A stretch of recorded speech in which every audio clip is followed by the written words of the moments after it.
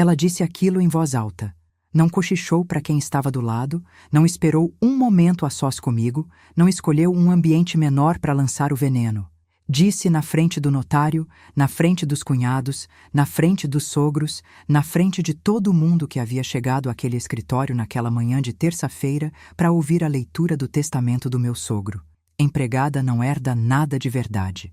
Disse com aquele sorriso que eu aprendi a reconhecer em 6 anos de convivência, como o sorriso de quem tem certeza absoluta de que está no controle, e que essa certeza é tão sólida que pode se dar ao luxo de ser cruel em público. Meu marido ficou em silêncio ao meu lado. Não era o silêncio de concordância. Era o silêncio de alguém que estava processando mais de uma coisa ao mesmo tempo, e que ainda não havia encontrado as palavras certas. Eu conheço cada variação do silêncio do Renato. Sei quando está com raiva, sei quando está magoado, sei quando está escolhendo as palavras com cuidado. Aquele era o silêncio de quem sabe que algo está prestes a acontecer e está aguardando. Eu sorri. Não o sorriso tenso de quem está segurando alguma coisa. O sorriso de quem está completamente à vontade com o que está prestes a vir. E então me virei para o Dr. Marcelo, o notário, um homem de uns 60 anos com óculos de grau e aquela calma específica de quem passou décadas em salas exatamente assim e que, portanto, não se surpreende com nada, e disse apenas: "Pode continuar, Dr. Marcelo." Ele virou a página, e o rosto da Alessandra, a irmã do Renato, foi mudando de cor a cada linha lida em voz alta. Não de uma vez, aos poucos. Como alguém que está ouvindo uma informação que não estava nos planos e que está tentando, em tempo real, encontrar alguma forma de recontextualizar o que está chegando. Mas não havia recontextualização possível. O que o Dr. Marcelo estava lendo era claro, era legal, era irrevogável e havia sido construído com o cuidado meticuloso de alguém que sabia exatamente o que queria dizer e queria ter certeza de que não havia margem para interpretação diferente. Ela não esperava. Isso eu sabia desde antes de entrar naquela sala. Mas para você entender o que estava escrito naquele testamento, o que havia naquelas páginas que transformou o rosto da Alessandra de deboche em algo que eu não tinha palavra imediata para nomear, e por que eu havia sorrido com aquela calma que surpreende até a mim mesma quando penso de volta, você precisa entender quem eu era antes de tudo isso. E quem era a Alessandra. E o espaço que ela foi construindo, tijolo por tijolo, entre mim e a família do Renato, ao longo de 6 anos de casamento. Meu nome é Viviane. Tenho 35 anos, sou técnica em enfermagem e casei com o Renato há 6 anos. Quando conheci o Renato, ele trabalhava numa farmácia do bairro onde eu morava e eu passava toda semana buscar a medicação da minha mãe. Durante 3 meses, trocamos aquelas amabilidades de balcão que não são ainda conversa, mas que já não são mais só cordialidade. Na 4ª semana do 4º mês, ele perguntou se eu queria tomar um café quando eu saísse. Eu disse que sim. E ficamos juntos desde então, com aquela facilidade de 2 pessoas que se encaixam sem muito esforço. A família do Renato era diferente da minha, em muitos sentidos que eu levei um tempo para mapear completamente. A minha era de origem simples, trabalhadora, daquele tipo de família que você descreve como de interior, mesmo quando mora na cidade há gerações. A família dele tinha uma história mais complexa. O sogro havia construído um patrimônio ao longo de décadas de trabalho em construção civil. Havia prosperado de forma consistente e havia criado os filhos numa circunstância financeiramente confortável que eu não conhecia de dentro. O Renato era o mais simples dos 3 filhos, o que havia ficado mais próximo da origem. A Alessandra era a que havia absorvido mais completamente a ideia de que o conforto era direito e não resultado. Quando o Renato me apresentou a família, a Alessandra me recebeu com um abraço que durou o tempo certo e com uma frase que eu só fui entender completamente bem depois. Que bom que o Renato encontrou alguém tão dedicada. O tom em dedicada não era elogio, era classificação.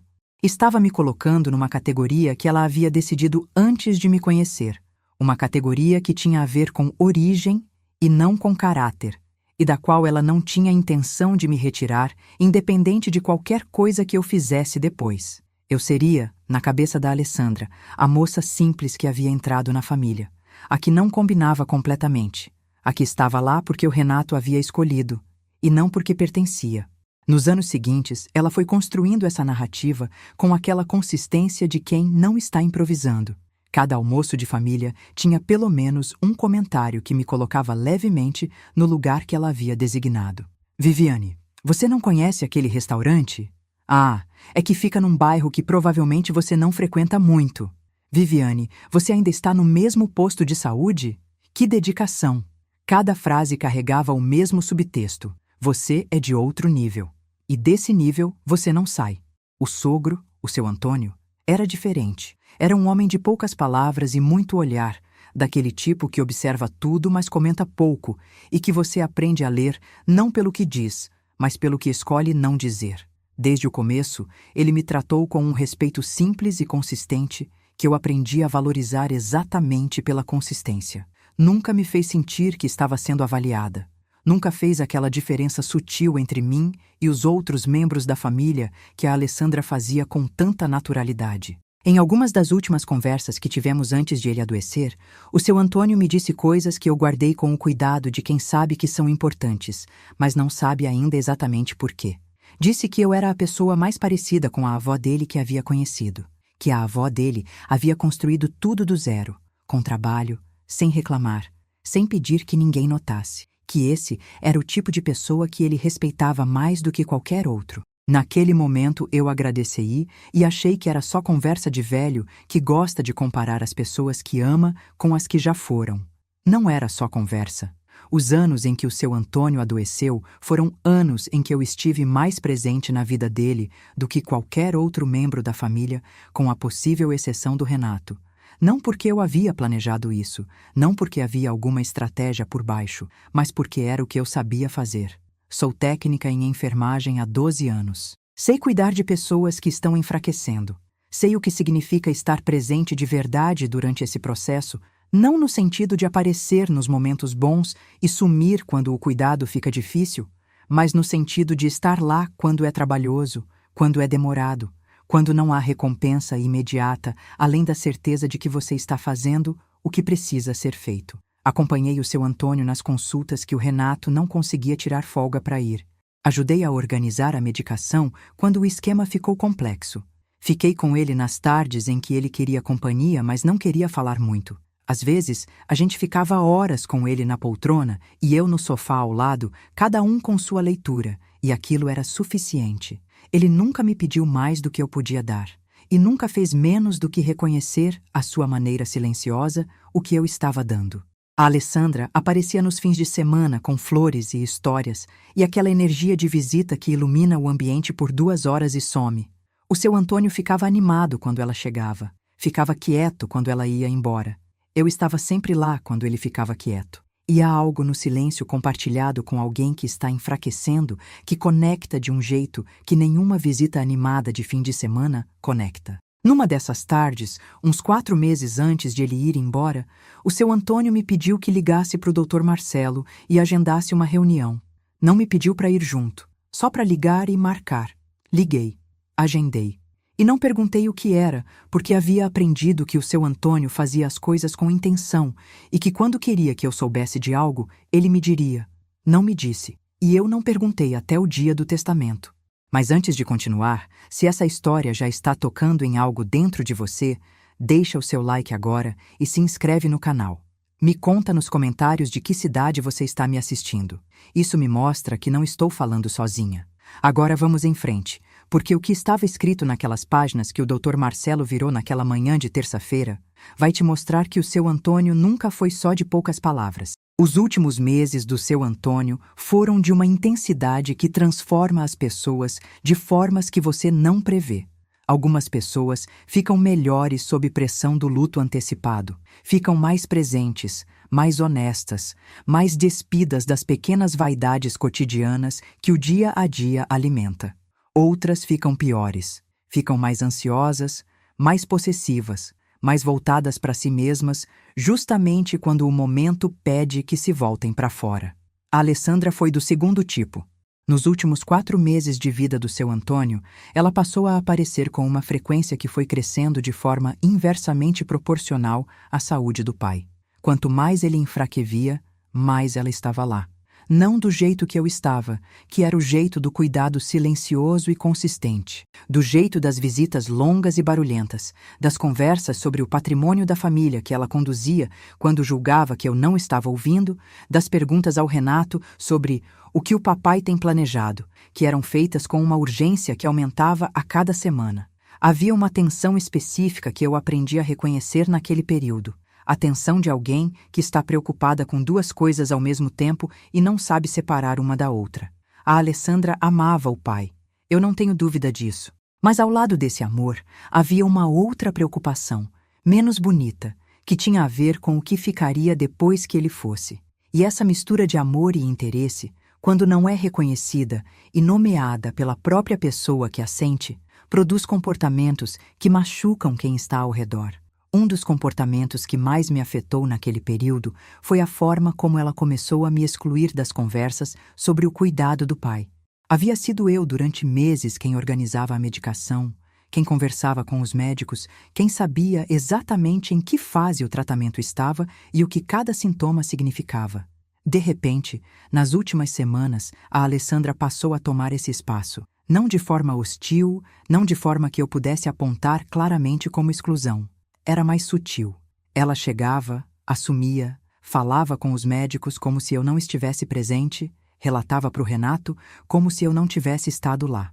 Certa tarde, quando eu estava sentada ao lado do seu Antônio, ajudando com o jantar, que ele estava tendo dificuldade de comer sozinho, a Alessandra entrou no quarto e disse, como se fosse observação natural: "Não precisa fazer isso, Viviane. A gente contrata alguém." Disse a gente, como se eu fizesse parte da família de uma forma que exigia que ela tomasse decisões por mim. E disse alguém, como se o que eu estava fazendo fosse trabalho de empregada e não ato de carinho de nora que havia passado meses ao lado daquele homem. O seu Antônio olhou para ela, depois olhou para mim e disse, com aquela voz que havia ficado mais baixa nas últimas semanas, mas que ainda tinha aquela firmeza de quem sabe o que está dizendo: "A Viviane não está fazendo obrigação, está fazendo amor. São coisas diferentes." A Alessandra não respondeu. Saiu do quarto com aquele passo de quem foi contrariada, mas não vai admitir. E o seu Antônio me olhou de um jeito que eu carrego até hoje. Aquele olhar de quem está dizendo algo importante sem usar palavras, de quem sabe que as palavras não seriam suficientes para o que quer comunicar. Naquela semana ele foi ao cartório com o Renato. Eu soube porque o Renato me contou brevemente ao chegar, dizendo que o pai havia resolvido umas coisas e que não sabia os detalhes. Não perguntei mais. Não era o momento para esse tipo de pergunta. O seu Antônio estava enfraquecendo visivelmente e havia coisas mais importantes do que documentos para estar presente. Ele foi embora 2 semanas depois, numa manhã de sábado com chuva fina, com o Renato do lado e comigo do outro, e a Alessandra chegando quando já era tarde demais. Ela havia recebido ligação, havia pegado o carro, havia atravessado a cidade. Mas o seu Antônio havia esperado pelos 2 que estavam mais perto e havia ido com eles ao lado. Não sei se ele esperou de propósito. O Renato acha que sim. Eu prefiro não presumir intenção num momento assim.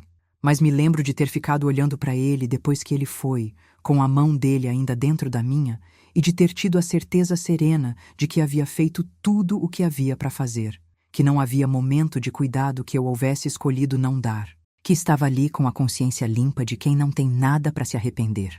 A Alessandra chegou 20 minutos depois, entrou no quarto, viu o pai e ficou de pé na porta por um tempo que pareceu muito longo.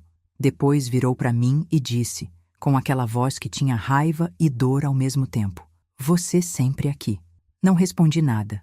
Havia coisas que o momento não comportava. O período entre o falecimento e a leitura do testamento foi de 3 semanas. 3 semanas em que a família organizou o que precisava ser organizado, em que o luto foi vivido cada um do seu jeito, e em que a Alessandra foi ficando mais tensa de uma forma que eu observava, mas não nomeava em voz alta. Ela ligava para o Renato com frequência. Perguntava sobre o testamento, sobre o que o pai havia dito nos últimos tempos, sobre se ele havia falado alguma coisa com o Renato.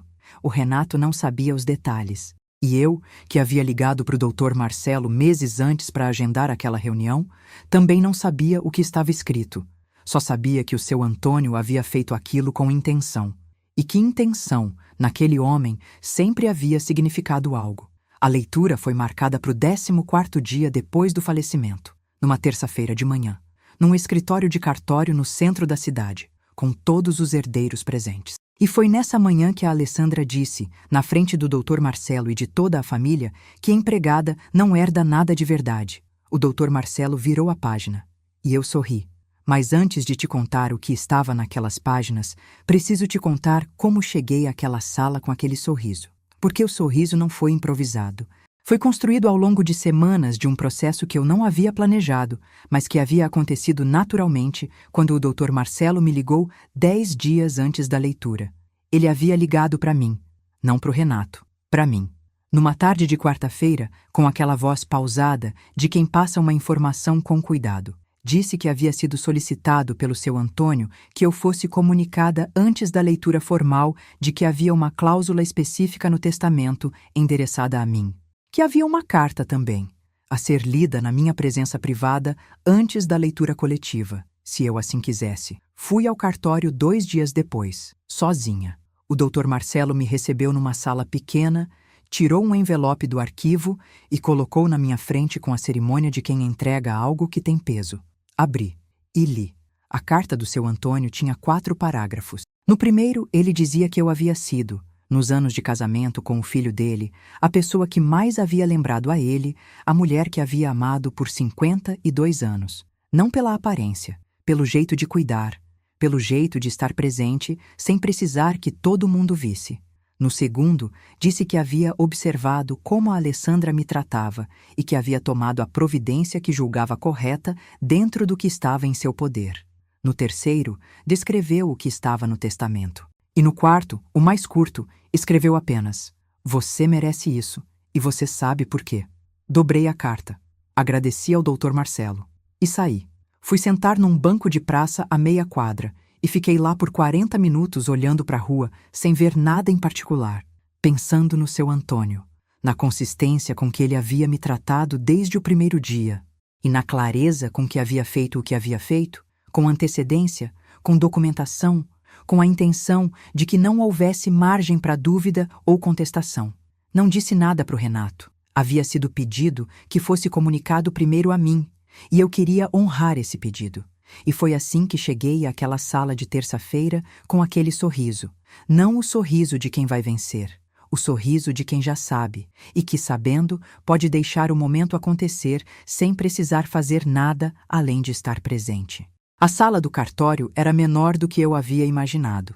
Uma mesa comprida de madeira escura, cadeiras estofadas ao redor, uma janela de vidro fosco que deixava entrar a luz do lado de fora sem deixar ver o que havia lá fora. O Dr. Marcelo sentado na cabeceira com os documentos organizados à frente, a família disposta ao redor, o Renato ao meu lado com a mão esquerda sobre a mesa, os dedos ligeiramente juntos, aquela postura de quem está contendo alguma coisa. A sogra, Dona Marcelina, quieta com aquele olhar de quem está guardando a dor dentro de um espaço pequeno para não transbordar no lugar errado. O cunhado mais velho, o Rodrigo, que eu nunca havia entendido completamente e que havia ficado quieto durante toda a semana do velório, como quem está processando lentamente. E a Alessandra. A Alessandra havia chegado primeiro. Quando eu entrei com o Renato, ela já estava sentada com a bolsa na mesa à frente, postura reta, aquela energia de quem está presente para alguma coisa que considera importante e que quer que todos percebam que considera importante. Me olhou quando entrei.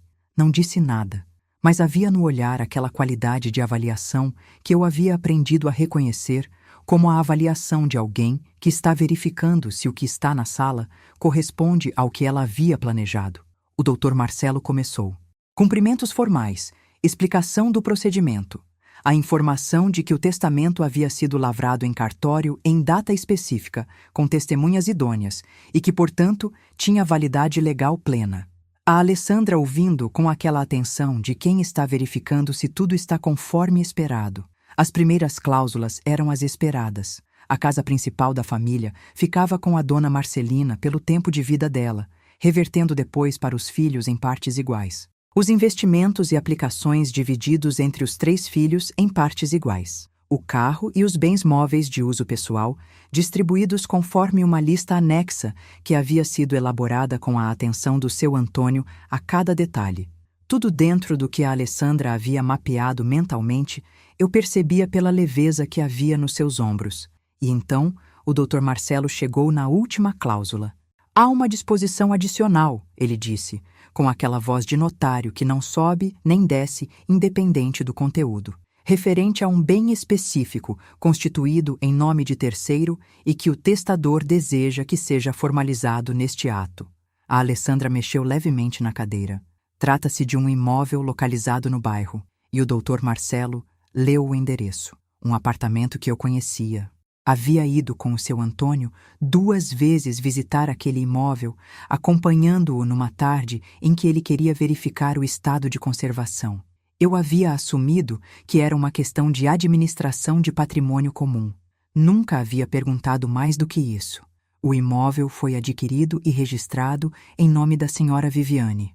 E o Dr. Marcelo leu meu nome completo, I.O., por disposição expressa do testador, que declara que o bem foi adquirido com o propósito específico de ser destinado à referida beneficiária como reconhecimento pelo cuidado prestado ao testador durante o período de enfermidade, e como expressão da estima e reconhecimento que o testador nutria pela beneficiária. O silêncio que caiu foi o tipo que tem textura, que você pode quase tocar. Então, o Dr. Marcelo continuou. O testador também inclui uma nota pessoal que solicita que seja lida em voz alta neste ato. Ele ajustou os óculos. Leu. A Viviane não está aqui porque se casou com meu filho. Está porque é quem é. Aprendi com ela que cuidar sem precisar de aplauso é a forma mais rara de generosidade que existe. Este imóvel é pequeno perto do que ela deu, mas é o que está no meu poder dar. O Renato, ao meu lado, ficou completamente imóvel por um momento. Depois, levou a mão ao rosto com aquele gesto de quem está contendo alguma coisa que não quer que os outros vejam. A Alessandra estava branca, não da palidez que vem com susto, da palidez que vem quando a realidade que chega é tão contrária ao que você havia construído na sua cabeça que o organismo inteiro precisa de um momento para se reorganizar. Ela olhou para o Dr. Marcelo. Olhou para mim, olhou para o documento. E então disse, com uma voz que havia perdido completamente a segurança de 30 minutos antes. Isso pode ser contestado. A senhora tem o direito de consultar um advogado. O Dr. Marcelo disse com a calma de quem já ouviu essa frase muitas vezes. O imóvel está registrado em nome da beneficiária há 8 meses, antes do falecimento do testador, com todas as documentações em ordem. A cláusula é de reconhecimento, não de herança formal, o que é juridicamente distinto. A Alessandra ficou olhando para o documento por um tempo que pareceu longo demais para o conforto de qualquer pessoa naquela sala.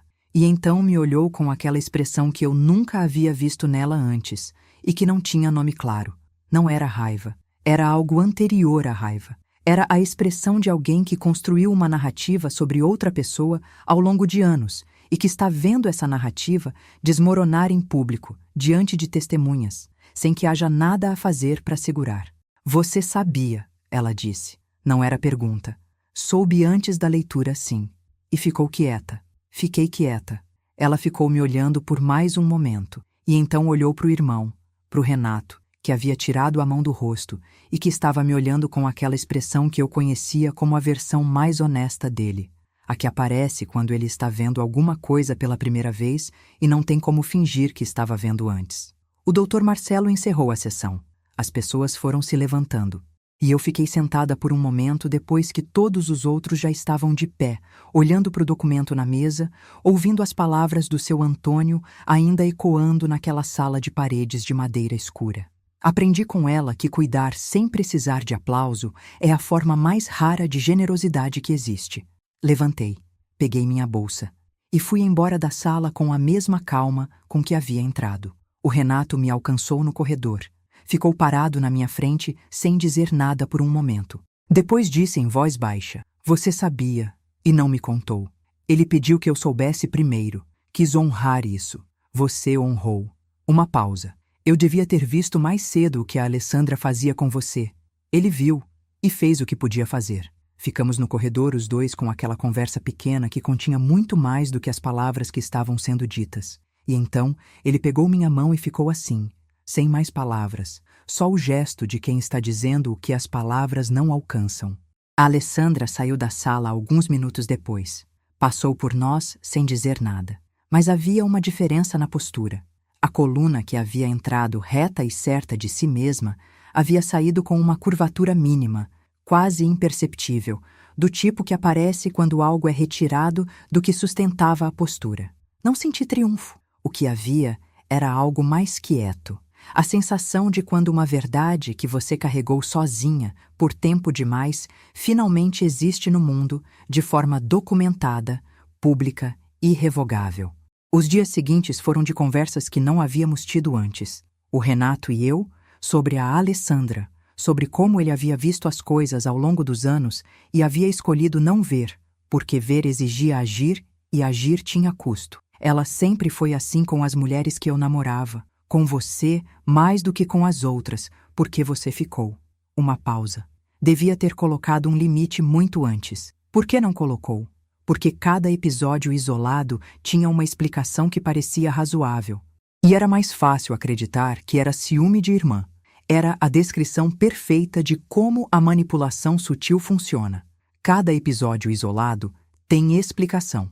É o conjunto que não tem. E o conjunto só fica visível quando você para de olhar episódio por episódio e começa a olhar para o padrão inteiro. Seu pai via o padrão, eu disse. Ele sempre viu coisas que a gente não via. Nunca falava. Só agia quando era a hora. O apartamento que o seu Antônio me havia deixado ficava perto do posto de saúde onde eu trabalhava. Simples, bem conservado, com uma janela na sala que dava para uma árvore grande que devia ter décadas. Fui conhecê-lo com a chave que o Dr. Marcelo havia me entregado, com o Renato do lado. Ficamos na sala, olhando pela janela por um tempo. Então o Renato disse: "Você vai alugar ou vai usar?" "Ainda não sei, mas é meu para decidir." Ele sorriu. Era o sorriso de alguém que está vendo algo que deveria ter existido antes e que fica feliz que exista agora, mesmo com o atraso. "É seu para decidir", ele repetiu. E havia nessa repetição um reconhecimento que valia mais do que o apartamento. A conversa com a Alessandra aconteceu 3 semanas depois do cartório. Não porque eu havia evitado, mas porque havia entendido que conversas difíceis com as pessoas certas, no momento errado, produzem resultados que não duram. E eu precisava chegar nessa conversa como a pessoa que eu havia me tornado ao longo de todo aquele processo, não como a pessoa que havia engolido comentários por 6 anos para manter a paz familiar. Ela ligou, pedindo que nos encontrássemos. Eu disse que podia ir ao café perto de casa. Ela preferiu a casa da sogra. Eu disse que o café era a opção disponível. Havia algo no simples ato de escolher o lugar que era diferente de tudo o que havia acontecido antes, e as duas sabíamos. Chegou pontualmente. Se sentou no lado oposto da mesa. Pediu um café com aquela formalidade de quem não está à vontade, mas quer parecer que está. Me olhou. "Eu não esperava isso do meu pai", ela disse. Não como abertura de conversa, como a coisa que estava no topo e que precisava sair antes de qualquer outra. "Eu sei. Você fazia ideia?" "Soube alguns dias antes da leitura." Ela ficou me olhando por um momento e ficou quieta. Honrei o pedido dele. Havia algo na frase que a Alessandra foi processando em silêncio, e então ela disse algo que eu não esperava na forma em que veio. "Você sempre foi melhor nisso do que eu." Fiquei quieta, esperando ela continuar. Em ficar quieta, em honrar pedidos, em cuidar sem fazer barulho. Uma pausa. "Eu sei que fui difícil com você. Sei que o que eu disse no cartório foi..." Ela parou no meio da frase. Depois completou. "Foi o tipo de coisa que não tem desculpa boa. Era honestidade. Não perfeita, não completa, não sem custo ainda visível nos ombros e na voz, mas honestidade real, do tipo que exige que a pessoa se enxergue de um jeito que não é confortável. Eu ouço o que você está dizendo, eu disse, e não vou fingir que não importou. Cada comentário ao longo de 6 anos importou. O do cartório importou mais do que todos os outros juntos, porque estava na sua pior versão e no pior momento possível. Ela ficou com os olhos em algum ponto da mesa entre nós. Eu sei. O que eu preciso de você, Alessandra, não é um pedido de desculpas elaborado. É que o comportamento mude, Que quando você estiver com o Renato e comigo, me trate com o mesmo respeito que trata qualquer outra pessoa da família. Que quando tiver uma opinião sobre o casamento do irmão, guarde para você. E que quando me olhar, me veja como a pessoa que eu sou, e não como a categoria que você decidiu que eu era antes de me conhecer. Ela levantou os olhos da mesa. A categoria.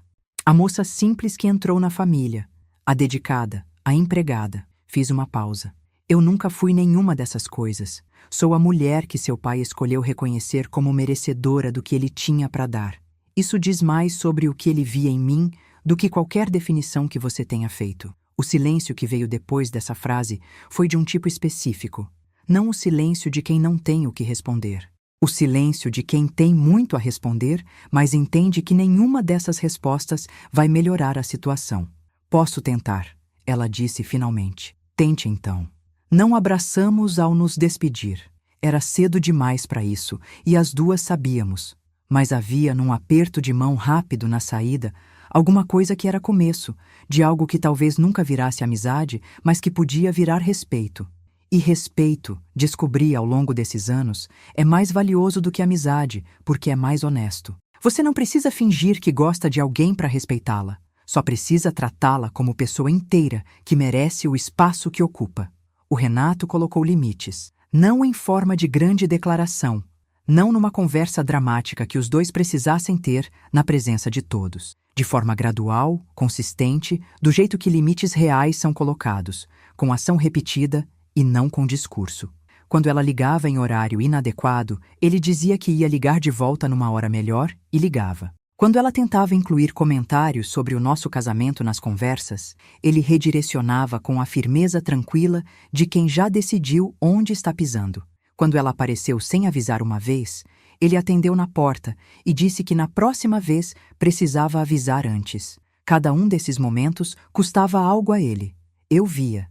E não comentava, não agradecia, não fazia questão de registrar, porque agradecer pelo que deveria ter sido sempre é o tipo de coisa que diminui o que está sendo feito. Ele estava fazendo o que havia dito que ia fazer. Isso era o suficiente. O que eu observei ao longo dos meses seguintes foi uma mudança na dinâmica que não havia sido dramática em nenhum momento, mas que havia se acumulado em algo real. A Alessandra aparecia com menos frequência e avisava antes. As ligações ao Renato eram menos e em horários melhores. E quando estávamos juntos em família, ela me tratava com a cordialidade de quem escolheu parar de ser inimiga. Não com calor, não com proximidade, com cordialidade. E cordialidade real, descobri, é subestimada. Quando vem depois de anos de outra coisa, parece muito. Houve um almoço de família 2 meses depois do cartório em que a Alessandra fez um comentário sobre um restaurante que ela havia ido e me perguntou diretamente se eu conhecia. Era a primeira vez em 6 anos que ela me havia feito uma pergunta que não tinha subtexto. Uma pergunta simples, de conversa comum, sem a camada que tornava cada pergunta anterior uma forma de me colocar em lugar menor. Respondi. Conversamos por uns 5 minutos sobre restaurantes. E então a conversa seguiu para outro assunto, e o almoço continuou. Era pequeno. Era, em termos absolutos, a conversa mais comum do mundo.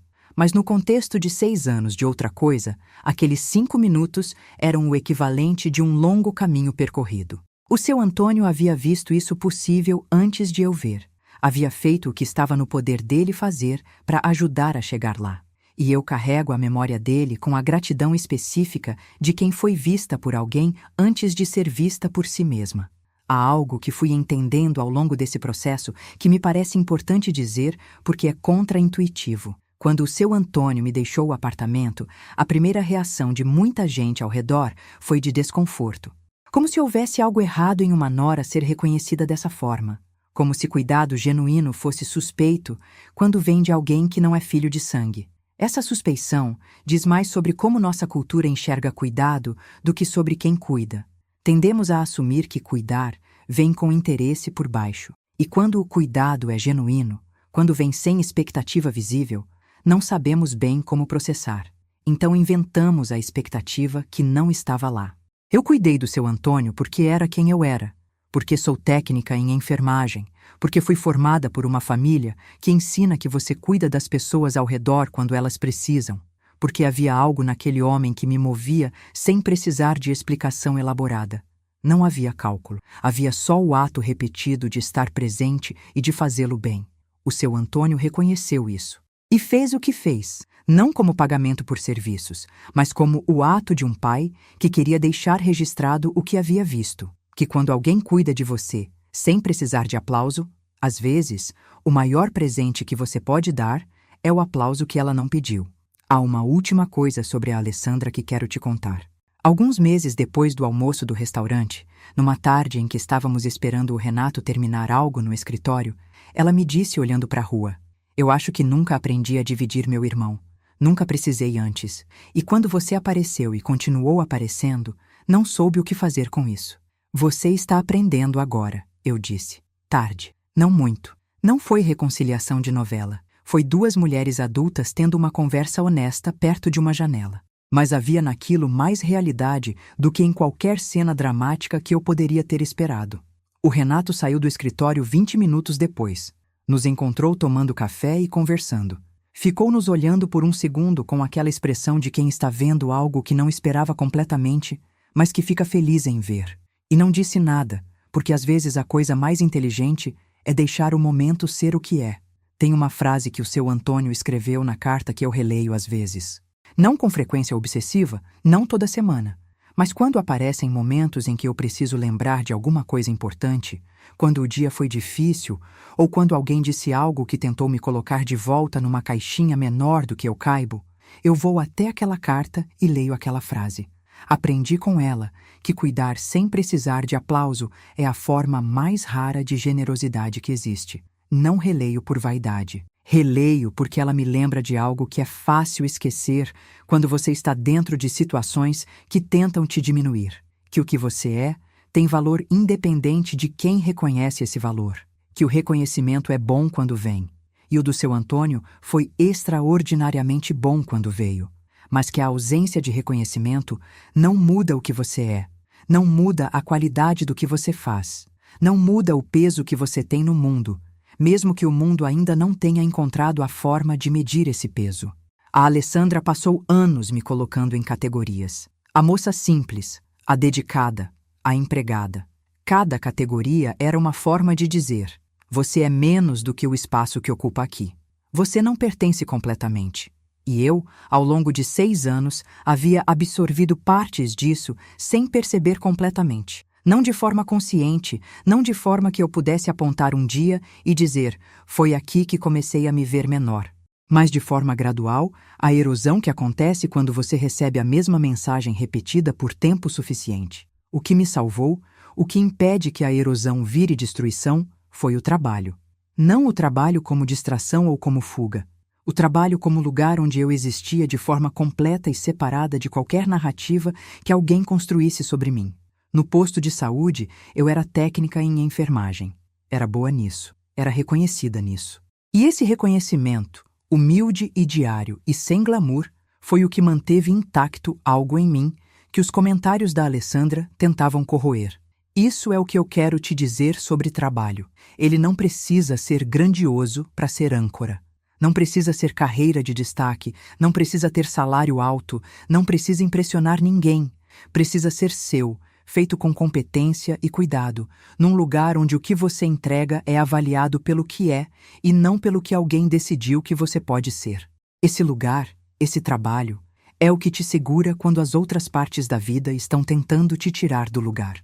A outra coisa que aprendi nesse processo e que tem a ver especificamente com o tipo de ataque que a Alessandra usava, que é o ataque de classe. O empregada não herda nada de verdade, não era só crueldade de momento. Era uma declaração sobre quem ela achava que eu era pela origem, sobre o que ela achava que pessoas como eu podiam ou não podiam merecer, sobre a hierarquia que ela havia construído na cabeça e que usava para organizar o mundo ao redor.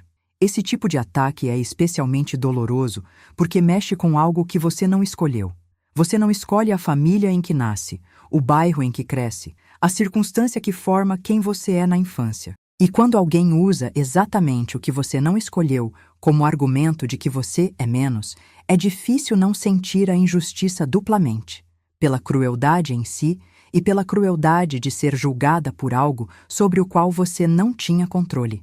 O que aprendi a fazer com isso ao longo do tempo, e o que o seu Antônio confirmou de um jeito que vai ficar comigo para sempre, é que a origem é ponto de partida, não é destino. E que pessoas que tentam te usar a origem como limite estão com medo de que o que você construiu a partir dela seja mais sólido do que o que elas construíram a partir de um ponto de partida mais cômodo. Esse medo é delas. Não é responsabilidade sua carregar. Você não precisa provar nada à pessoa que te chama de empregada. Você não precisa convencer ninguém da sua origem que te vê como menor. O que você precisa é continuar sendo quem você é, fazendo o que você faz, com a consistência que você tem. Porque a consistência, ao longo do tempo, é irrefutável de um jeito que argumento nenhum consegue ser. O seu Antônio viu essa consistência e a nomeou. Penso nele quando cuido de pacientes difíceis, quando o dia é longo e o cansaço é real e a tentação de fazer o mínimo é grande demais. Penso nele e faço o que ele descreveu na carta. Cuido sem precisar que todo mundo veja. Não porque ele estaria me observando de algum lugar, mas porque essa forma de ser, que ele reconheceu e nomeou, é a minha. É quem eu sou quando ninguém está vendo. E quem você é quando ninguém está vendo é a versão mais verdadeira de você mesma que existe. Quero te dizer mais uma coisa sobre o sorriso que eu tive naquela sala de cartório. Muita gente, quando conto essa história, pergunta se foi difícil ficar quieta enquanto a Alessandra dizia o que disse. Se não tive vontade de responder, de me defender, de fazer alguma coisa no momento. A resposta é que não tive. E não porque estava me controlando com esforço, segurando alguma coisa que queria explodir, mas porque sabia o que estava prestes a acontecer. E quando você sabe o que está prestes a acontecer, há uma tranquilidade que não é frieza, é presença. É o estado de quem não precisa fazer nada porque o momento vai fazer por si mesmo. Esse estado, aprendi ao longo de tudo isso, não é alcançado com estratégia, é alcançado com consistência. Quando você age de forma íntegra ao longo de anos, quando você faz o que é certo porque é o que você é, e não porque está calculando o resultado, os momentos de reconhecimento chegam sem que você precise forçá-los. Podem demorar, podem chegar de formas que você não previu. Podem chegar depois que a pessoa que te reconhece já foi embora, com uma carta e um apartamento e palavras que ficam para sempre. Mas chegam. Isso é o que eu quero que você leve dessa história se está passando por uma situação parecida com a que eu passei. Se tem alguém ao redor que te coloca em categorias, que te trata como se você ocupasse menos espaço do que ocupa, que usa sua origem ou seu trabalho ou qualquer coisa que você não escolheu como argumento de que você é menos. A resposta não é defesa barulhenta. A resposta é continuar sendo quem você é, com a consistência que você tem, deixando que o tempo e as pessoas certas façam o resto. Nem sempre haverá um seu Antônio para formalizar o reconhecimento em cartório. Na maioria das vezes, o reconhecimento é mais invisível do que isso. É a colega de trabalho que te menciona quando poderia não mencionar. É o paciente que te lembra pelo nome 3 meses depois. É a pessoa que te diz que foi você que fez a diferença num momento difícil. Esses reconhecimentos menores, somados ao longo de uma vida, formam algo que é mais sólido do que qualquer documento notarial. Formam a evidência de que você passou por aqui e deixou alguma coisa melhor do que encontrou. Essa é a herança real.